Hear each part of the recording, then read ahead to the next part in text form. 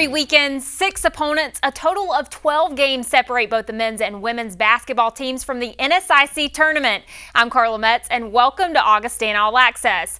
Both teams entered the weekend looking to get wins against the Minnesota Duluth Bulldogs and the St. Cloud State Huskies, but the Vikings would only walk away with a win against one K-9 relative. The Vikings tipped off with Minnesota Duluth on Friday night. Early in the first, the Vikings were able to pull away from the Bulldogs. It's tied up at 4 after Shelby Selland makes a nice pass inside to Naomi Russ for the layup. Selland to Russ there, and just 2 Augie possessions later, the pair puts Augustana in the lead. This time it's Russ to Selland for 2. The Vikings would hold the Bulldogs to just 13 points in the first quarter, and they'd end the quarter on a high note offensively from Presley O'Farrell. Presley spins around the defender to create some space and sinks the jumper. The beginning of the second quarter would be a different story for the Bulldogs, who went on a 9-0 run, taking the lead at 22-21. But a pair of free throws from Lindsey Prosser and a bucket from Paige Peterson would give the Vikings a 3-point advantage, and they'd stretch it to 5 before halftime. Augie was much more consistent in the second half, putting up 46 points, with just under half of those coming from the three-point line. Sydney Rome and Allie Cohen led the team with 14 each to help Augie beat the Bulldogs 77-63. The men's team would see success on Friday as well, defeating UMD 90-67. The Vikings would have help from 5 players who each reached double figures. John Warren and Jordan Spencer would lead the pack each with 13. As usual, Warren would step up defensively for the Vikings, getting 8 defensive boards and 3 steals, one of which would come after his own breakaway basket here.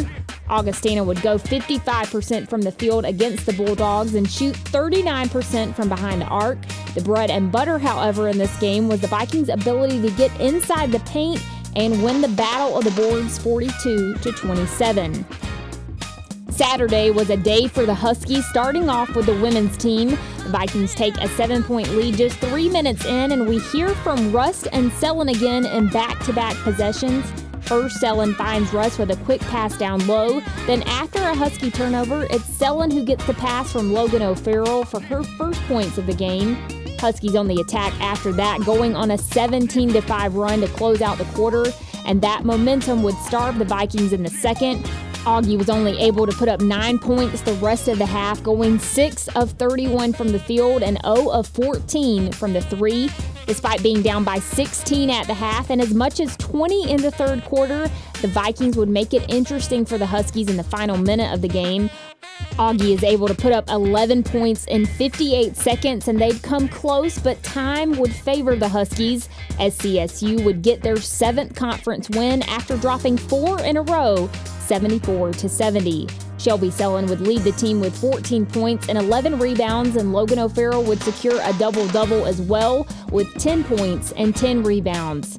The St. Cloud State men entered the game with an 11-4 NSIC record and pretty even match in the beginning. Adam Beyer would lead the Vikings in the first half with 13 points. 5:34 left before the break. Beyer gets the inbounds pass and drives inside for the quick jumper. Then it's Spencer who kicks it out to Beyer on the right wing. Those 5 points would put them within 1 of the lead. After the half, Augie would be able to build the lead to 9. Austin Sogstad helps them get there with this 3-pointer. 8:40 left to go in the game, but Augustana would get no further. They'd have a 1-point lead after a layup from Beyer with 1:53 left. But the Huskies would put up 13 in the final few minutes, led by Scotty Stone. And Stone and the Huskies would improve to 12-4 with a 91-83 win. Breakdowns with the coaches are next, but first let's bring up this week's Vikings vote for you to ponder. We focused on Coach Billiter last week, so we can't let Coach KRAUTH off the hook this season. We ask, what's Coach KRAUTH's most common phrase after a win? We'll have Shelby Selland to help us a little later. Augustana All Access on Midco Sports Network is presented by Sanford Orthopedics and Sports Medicine and Classic Import. Welcome back to Augustana All Access. As you can see, we do not have Coach Tom Billiter here, but his assistant Colin Authier is going to fill in for him today to talk about the games against Minnesota Duluth and St. Cloud State. So let's start with Minnesota Duluth first. Your team was able to beat them 90-67, and you had three players. You know, typically you have three players step up on the offensive end, but in this game you had the fourth and fifth player kind of step up, reaching the double-digit mark. So whose performance in this game do you think really made the difference? It was definitely a total team game. When you look at the bench guys being able to come in and really maintain and carry on their improvements they've been making this last couple of weeks. Our freshman Andy Kirkman, Lucas Walford, really starting to make some strides and get better, really gave us some really good minutes and was a good opportunity for them. But to have guys step up when you have six guys in double figures and you got guys that are playing minutes, was able to rest some guys, which is obviously key right now late in the year. Especially on the road with the double headers, was definitely big. So 1 through 12, it was a huge win for us just to be able to get guys rest, get other guys some minutes, get other guys some time on the court, and really see exactly what they can do, and then be able to work with them to get them even better here this week. And I think everybody did have at least 1 point in that game, which is got to be great to see. Yeah, like it was really good. Danny even came off the bench and hit 2 free throws when Steven got knocked down and got banged up pretty good, and that was good to see Danny come in, knock 2 free throws down like that, and have that opportunity. So really good for all-around team effort game. Yeah, and to be able to build that first half lead, I think you had a 23-point lead at the half. What were you able to capitalize on early in that game, or was it anything to do with, obviously you scouted the team really well? What was the first half for you? Our offensive transition was really good, and then our offensive execution from our transition, the flow that we had really got us some open looks early, got some inside touches, opened up some outside looks that we had. Our transition game really gets us going. And so when we can score in transition, get some easy looks, get the defense on their heels a little bit, and then flow into just our offense in general. When we really push the ball, I thought that was our biggest key. It was just pushing it, made or miss, and getting on the floor and running. Right. And then switching over to the next night against St. Cloud State, you lost to them 91-83, and we've kind of talked to Coach Tom Billiter too about just how these games seem to come down to the final few seconds. Well, this game didn't come down to the final few seconds, but it did come down to the end where St. Cloud State was able to pull away, you know, with those last couple of threes. So what was the difference for you in that game? You know, it's been kind of the MO a little bit this year. We've had some double-digit leads in the second half, and we just got to stay aggressive with it. And we had some great possessions. We just missed some really good shots, some really good open looks. Some of it's fatigue. You know, our bench is a little bit shorter. We weren't able to rest some guys as much as we really wanted to during the game. And sometimes the last 10 minutes they just kind of let up, and they're just a little bit more tired than they are in the first half.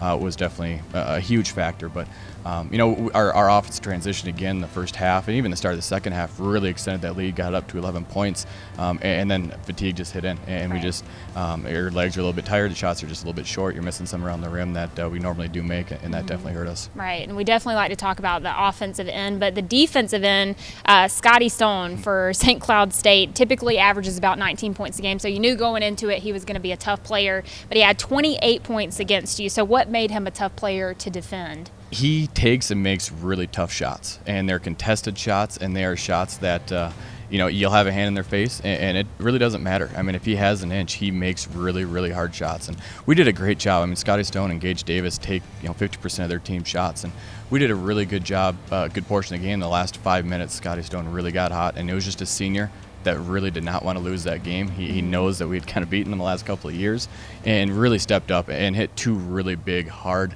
guarded threes that were kind of the dagger in some ways. Yeah, and nothing you can really do about that. And obviously it gives their team a lot of momentum too. It did, and that was our whole game plan going in, was make them make tough shots. And unfortunately, when they're hot, and he has the ability to do that, you know, he got to the free throw line, he made his free throws too. He's 10 for 11 from the free throw line, and you know, they're a good team, and they're an offensive, powerful team. And when they get hot like that late, and they've really had some offensive rebounds that got their energy up going, their momentum going, and it's hard to stop. Right. Well, since we have you here, I'm going to ask you too. A lot of your wins this season, which you kind of mentioned on a little bit earlier, have been characterized by a couple of things. Number one, pushing tempo and transition, which is what you talked about. Out rebounding opponents obviously is important in every game, but that's something that seems to really get your team going as well. And then having that fourth and fifth player step up instead of just having 3. Is there one over the other that you really see, or is there one that I haven't mentioned that you see really kind of characterizes your team and the big wins? We really need some bench performance. You know, when Mark Sasmus and Steven Schaefer come out the bench and give us a good boost, and Steven was just so banged up after that fall he took Friday night, and was hard for him on Saturday, and he gave us everything he could, and Marcus just competes his tail off, and we need those guys, Austin Sogstead, Lucas Walker, we need those guys, Andy Kirkman, to be able to come off the bench and give us a little bit of a lift. We need to be able to get something from our bench, and when we don't, it definitely hurts. But our offensive transition's huge, and rebounding, and more so defensive rebounding than offensive. When you give teams 11 offensive rebounds, it's hard. Right. That's a little more possessions, that's shots, and when you face a high offensive caliber team like they are, it's hard to keep them from scoring, and obviously that was the case on Saturday night. Right. Well, just last question. We're going to look ahead a little bit into this week. You got Minnesota Crookston. They're 3-13 in the NSIC right now. Bemidji State 6-10. So they're not the greatest teams in the conference, but obviously in the NSIC you can't let any game kind of go under the radar. So what's important to work on in these games? Their youth for them. I mean, they have Crookston has a kid that scored 42 points last weekend as a freshman. Bemidji has two really talented freshmen that start for him, and one that comes off the bench for him. So they're both really, really young, but they're extremely talented. And those young, talented teams late in the season are capable of beating anybody because they don't know. And so they just come in, and for them playing in Sioux Falls Arena in front of the crowd that we have is going to be their season for them. Right. So we really got to focus on us, clean up some things offensively a little bit more, especially our possessions later in games, and then defensively just continue to teach what we do. Having guys continue to buy into how they need to play multiple possessions on defense. You gotta get 2, 3, 4 plays on a defensive possession, and just teaching our guys. You got to keep building off that for some of our younger guys or inexperienced guys. Yeah, and use that home court advantage this weekend for sure. We're hoping so. Okay, Coach. Well, thank you so much for filling in for Coach Billiter. Up next, we're going to switch to women's basketball. We're going to have Coach Dave KRAUTH on after this. Welcome back to Augustana All Access. I'm joined by Coach KRAUTH to go over the women's games against Minnesota Duluth and St. Cloud State. And first, Coach, Minnesota Duluth, you were able to beat them 77-63. And just to give people at home just a little bit of background on this game, you had 4 players reach double figures. You were led by Allie Cohen and Sydney Rome, who each had 14 points each, but a big part of their success was their success from the perimeter. Yeah. Your team shot 11 of 21 three-pointers, and then Cohen and Rome both accounted for 4 each. So what did your team do to help Cohen and Rome out in this game? I don't know if we did anything special to help them, but gosh, when the 3 goes in, it just seems to make life easier for us. And Allie coming off the bench, and it probably not shot the ball as well as she's capable this year, but goes 4 for 4 off the bench, and that just seemed to be a great lift for us. And it kind of was an all-around kind of a balanced, maybe like the stat sheet indicates, attack for us, and that seems to be a good formula for us. Right, and so would you say the biggest part of the advantage, though, in the game, and really in your big wins this season, has been the success from the three-point line? It seems to be a real energizer, and it just takes the pressure off us as far as thinking we need to grind out, our offense in the quarter, half court. So, I mean, they do probably match up pretty well. You live by the 3 and die by it. Right, yeah, for sure. And then moving on to St. Cloud State, a tougher loss. You only lost to them by 4 points, 74-70. But the biggest number that stood out to me looking over this was that second quarter where they outscored you 20-9. So can you just talk a little bit about maybe the lull in that game and how you pulled yourself back out of it, but then it just kind of came down to the very end? Yeah, it was well, in some ways, a little bit like the night before in reverse, at least in the second half, when we were trying to get ourselves going, made runs or mini runs, and then they would just, answer, and that seemed to happen. But the first half for us was just miserable. We were 0 for, I believe, 14 from three-point range, which we talked about. Die by the 3. Yes, and we missed our first few in the second half as well. They just seem to be a tough matchup for us, too, as they've always got at least 2 small, quick, but talented guards in there. And that matchup, if you counter it, we didn't seem to be able to take advantage of those things inside. And but you have to give them credit too. They played a very good game. And you also talked a little bit off camera too that they have a lot of veteran players too, so they kind of know your team a little bit. You said they kind of gave you a run last year even here at home. Yeah, they played. We defended them a little different this year than last, but last year they had probably their best game of the year at the arena, and just second half especially shot lights out, and we just couldn't guard their guards off the dribble very well this year, and they're veterans and they're savvy, and that there seemed to be a little difference when you looked at the two teams. Right. Well, looking ahead, something to look forward to. We said all of those long road trips are kind of come to an end, which is good for your whole team. Kind of helps with the energy for the rest of the season, I'm sure. But you got Minnesota Crookston and Bemidji State. Now, Minnesota Crookston's 10-6. Bemidji State is 3-13. So obviously they've struggled a little bit. But like I said, you've got them at home. So what's the focus going into this week? Well, probably the old axiom, we're just going to take one at a time and just see if we can't, be fairly efficient. You can't have those 0 for 14, from three-point range and below 20% shooting like we did in the first half at St. Cloud. So we've got to, try to emphasize the point that all phases of the game are important, and on the Saturday night, Chelsea DeVille is the coach, one of our former players there, and hopefully that brings something good out of us as well. Right, and also too at this point in the season, we kind of talked about it when things are going well defensively and offensively. That momentum, the three-point line is going well for your team. But is there an element of your game right now that you're still looking to develop? I mean, you kind of as the season progresses, you have a goal for each segment of the season. So heading into February, this last little push. Well, of course, trying to be a little bit consistent from the three-point line, but I would say guarding like we've scouted. Just both being able to stay in front of people, but knowing who shooters are, that type of thing, and then probably the other, which isn't one thing, but I'd like to get more consistent inside as well. We get some good post play and get some good offense or defense from our posts, and then that'll kind of disappear on other nights too, and so we've got some things we know we can get better at. All right, Coach. Well, thanks so much, and we'll see you Carla. back here next week. Well, we haven't talked much about her on this specific episode, but up next we're going to meet Shelby Selland, the sophomore center from LETCHER, South Dakota. Welcome back to Augustana All Access. Sophomore center Shelby Selland made her presence known on the court this weekend against St. Cloud State and UMD. She pulled down 15 rebounds, 9 on the defensive end, and she rounded out her game on the offensive side, putting up 24 points between the two opponents. Get to know number 40 with our one-on-one feature and find out what names like Dan and Hank have to do with Vikings basketball. I'm Shelby Selland from LETCHER, South Dakota. I think it was sophomore and junior year of high school, starting the recruiting process, and Augie was looking at me, and after going on some college visits and stuff, it was pretty obvious that Augie was the place for me. It's a dream to be here. I've always wanted to come.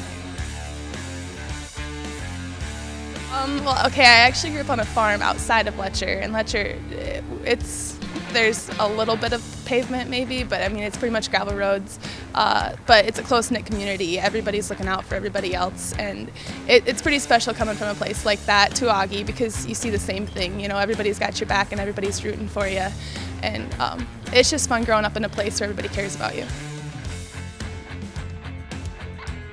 I'm an elementary education major, so I hope to be in a classroom someday working with kids. I'm not really sure what grade level yet, but yeah, that's where I want to be.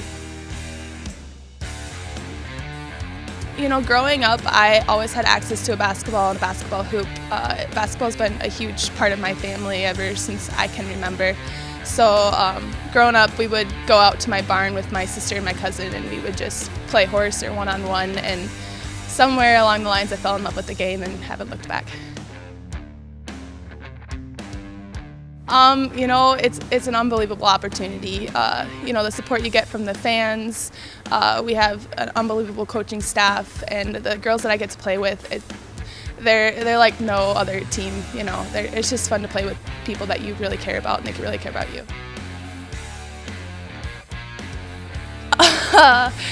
We got a few comedians on our team. I don't know, Naomi or Paige, they're pretty crazy sometimes. What's something that they do, maybe, if you could think of an example? If not, it's okay. You know, just their demeanor. They just always have us laughing, whatever they're doing, whatever they're saying. They just keep it light, and I mean, we need that sometimes.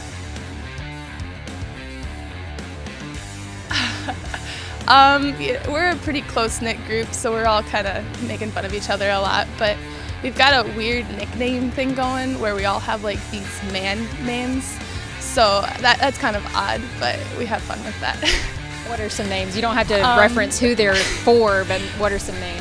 We've got like Walt and Dan and Hank, Sean. It's strange, but we have fun with it. We're not done with number 40 just yet. She helps us reveal the answer to this week's Vikings vote after this. Augustana All Access on Midco Sports Network is presented by Sanford Orthopedics and Sports Medicine and Classic Import. It's time for our Vikings Vote question of the week. We asked, what's Coach KRAUTH's most common phrase after a win? Your choices this week were A, howdy howdy, B, hallelujah, C, booyah, D, hubba hubba. Shelby Selland has the answer for us. After big games, or if we play well, he always says hubba hubba, and so, you know, you're always hoping that he says hubba hubba. It's kind of goofy, but yeah, we're always going for that. Because it means you won. Yeah, we played well. Well, before we go, we do want to take a moment to congratulate Matt Heller, Trey Hyde, and Bryson Hamilton. The three Vikings were just named to the 2016 Don Hanson NCAA Division II All-America team for their performance on the gridiron. Matt Heller was named to the first team, and Hyde and Hamilton earned honorable mentions. Football season has obviously ended, but the accolades from the 2016 season are still continuing to spill over. Well, that's all we have for you on this week's episode. Don't forget the Vikings are at home this Friday and Saturday against Minnesota Crookston and Bemidji State. If you missed them live, be sure to come back next week for all the highlights on Augustana All Access.